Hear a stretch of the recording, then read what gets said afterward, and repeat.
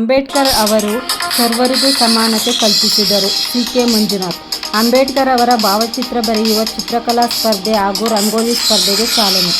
ಚಾಮರಾಜನಗರ ಬಾಬಾ ಸಾಹೇಬ್ ಡಾ.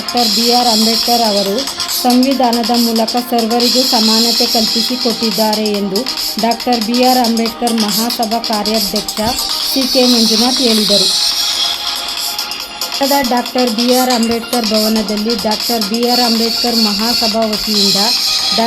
B. R. Ambedkar ಅವರ 135ನೇ ಜಯಂತಿಯ ಅಂಗವಾಗಿ ಶಾಲಾ ಮತ್ತು ಕಾಲೇಜು ವಿದ್ಯಾರ್ಥಿಗಳಿಗಾಗಿ ಹಮ್ಮಿಕೊಂಡಿದ್ದ ಡಾ. ಬಿ. ಆರ್. ಅಂಬೇಡ್ಕರ್ ಅವರ ಭಾವಚಿತ್ರ ಬರೆಯುವ ಚಿತ್ರಕಲಾ ಸ್ಪರ್ಧೆ ಹಾಗೂ ರಂಗೋಲಿ ಸ್ಪರ್ಧೆಗೆ ಚಾಲನೆ ನೀಡಿ ಮಾತನಾಡಿದರು. ಕಾರ್ಯಕ್ರಮದಲ್ಲಿ ಹಿರಿಯ ಕಲಾವಿದರಾದ ಮಹಾದೇವು, ಮಹಮ್ಮದ್ ಗೌಸ್, ಸಮಾಜ ಕಲ್ಯಾಣ ಇಲಾಖೆ ವಾರ್ಡನ್ ರಾಜು, ಪವನ್ ಸೇವಾ ಟ್ರಸ್ಟ್ ಕಾರ್ಯದರ್ಶಿ ವೀಣಾ, ಜಯಶಂಕರ್, ಕಾರ್ಯಕ್ರಮ ಸಂಯೋಜಕ ಸಿ.ಎನ್. ಸಂಪತ್ಕುಮಾರ್, ವಿದ್ಯಾರ್ಥಿಗಳು, ಪೋಷಕರು ಭಾಗವಹಿಸಿದ್ದರು.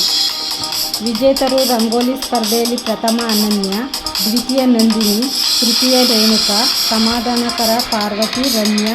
ಚಿತ್ರಕಲೆ ಸ್ಪರ್ಧೆಯಲ್ಲಿ ಪ್ರಥಮ ಮಲ್ಲಿಕಾರ್ಜುನ, ದ್ವಿತೀಯ ಮೋನಿಕಾ, ತೃತೀಯ ಚೈತನ್ಯ ಎಸ್, ಸಮಾಧಾನಕರ ತರುಣ್, ಸುಚಿತಾ ವಿಜೇತರಾದರು. ಅವರಿಗೆ ನಗದು ಬಹುಮಾನ, ಪ್ರಮಾಣ ಪತ್ರ ವಿತರಿಸಲಾಯಿತು. ವರದಿ ಒಮ್ಮ ನಂಜುಂಡ ನಾಯಕ, ಚಾಮರಾಜನಗರ.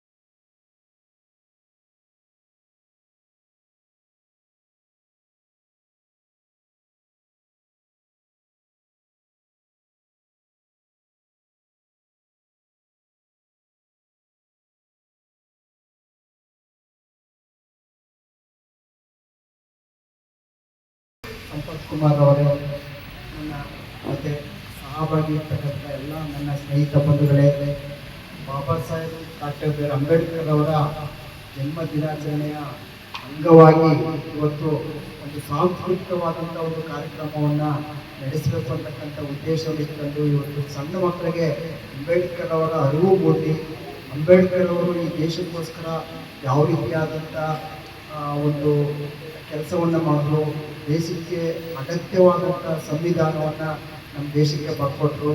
ಈ ದೇಶ ಸುಭದ್ರವಾಗಿ ಮತ್ತು ಸುಸ್ಥಿರವಾಗಿ ನಡೀಲಿಕ್ಕೆ ಸಹಕಾರಿಯಾದಂಥ ಒಂದು ಸಂವಿಧಾನದ ಅಡಿಯಲ್ಲಿ ಇವತ್ತು ಭಾರತ ದೇಶ ಸದೃಢವಾಗಿ ನಿಂತಿದೆ.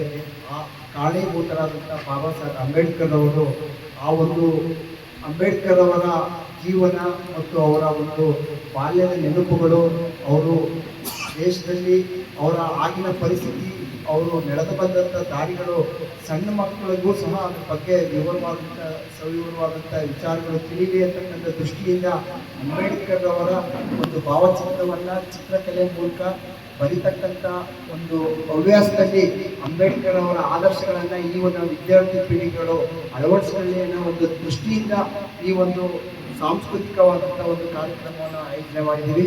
ಆ ನಿಟ್ಟಿನಲ್ಲಿ ತಾವುಗಳು ಸಹ ಅಂಬೇಡ್ಕರ್ ಅವರ ಬಗ್ಗೆ ಅಧ್ಯಯನ ಮಾಡಿ, ಅಂಬೇಡ್ಕರ್ ಅವರು ಈ ಒಂದು ಶೋಷಿತ ಸಮಾಜ ಹಾಗೂ ನಮ್ಮ ದೇಶದಲ್ಲಿ ಮಹಿಳೆಯರಿಗೆ ಆಗಿರ್ತಕ್ಕಂಥ ಅವರು ದಾರಿ ಕೊಟ್ಟಂಥ ಆ ದೇಶದಿಂದ ಇಲ್ಲಿವರೆಗೂ ತಲತಲಾಂತರಗಳಿಂದ ಮಹಿಳೆಯರು ಶೋಷಿತರು, ವಂಚನೆಗೊಳಗಾಗಿದ್ರು, ಶೋಷಣೆಗೊಳಗಾಗಿದ್ರು, ಅವರ ಪರವಾಗಿ ಧ್ವನಿ ಎತ್ತಂಥವರು ಅಂದರೆ ಡಾಕ್ಟರ್ ಬಿ ಆರ್ ಅಂಬೇಡ್ಕರ್ ಅವರು.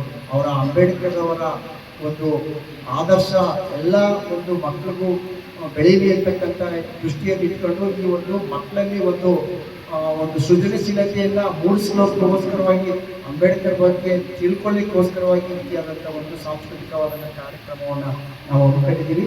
ಇದನ್ನು ಸದುಪಯೋಗಪಡಿಸ್ಕೊಂಡು ನಾವೆಲ್ಲರೂ ಸಹ ಮುಂದಿನ ದಿನಗಳಲ್ಲಿ ಉಜ್ವಲವಾದಂಥ ಭವಿಷ್ಯವನ್ನು ರೂಪಿಸ್ಕೊಳ್ಳಿ ಅಂತ ಹೇಳ್ತಾ ಈ ಒಂದು ಕಾರ್ಯಕ್ರಮದಲ್ಲಿ ನನಗೆ ಮಾತನಾಡ್ತಾ ಅವಕಾಶಪಟ್ಟಂತೆ ಎಲ್ಲರಿಗೂ ವಹಿಸಿ ನನ್ನ ಮಾತನಾಡಿ ಚಿತ್ರನುಡಿಗಳನ್ನು ಆಡಿದಂಥ ಸಿ.ಕೆ. ಮಂಜುನಾಥ್ ಸರ್ ಅವರಿಗೆ ಸಲ್ಲಿಸ್ತಾ, ಮತ್ತೆ ಈಗ ಡ್ರಾಯಿಂಗ್ ಶೀಟನ್ನು ಕೊಟ್ಟಿದ್ದೀವಿ, ರಂಗೋಲಿಯನ್ನು ಕೊಟ್ಟಿದ್ದೀವಿ.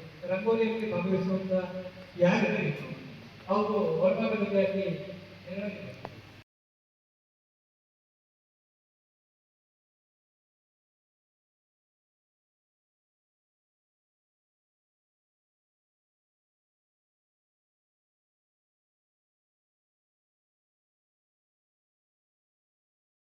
ಅಲ್ಲಿ ಅಲ್ಲಿ ಅಲ್ಲೇ ಅಲ್ಲೇ ಅಲ್ಲೇ ಹಂಗೆ ಹಂಗೆ ಹಂಗೆ ಹಂಗೆ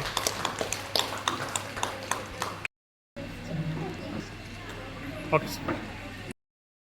ವತಿಯಿಂದ ಇವತ್ತು ಈ ಕಾರ್ಯಕ್ರಮವನ್ನು ನಿರ್ವಹಿಸಿದರೆ ಇದು ಬಹಳ ತುಂಬಾ ಸಂತೋಷಕರವಾದ ವಿಚಾರ. ಅದೇ ರೀತಿ ಈ ಅಂಬೇಡ್ಕರ್ ಜಯಂತಿ ಕಾರ್ಯಕ್ರಮದಲ್ಲಿ ಈ ರೀತಿ ಇನ್ನೂ ಹೆಚ್ಚಿನ ಕಾರ್ಯಕ್ರಮಗಳನ್ನ ಈ ಸಂಸ್ಥೆಯವರು ಮುಂದೆ ಮಾಡಲಿ ಅಂತ ಅನ್ನೋದು ನಮ್ಮ ಆಸೆ.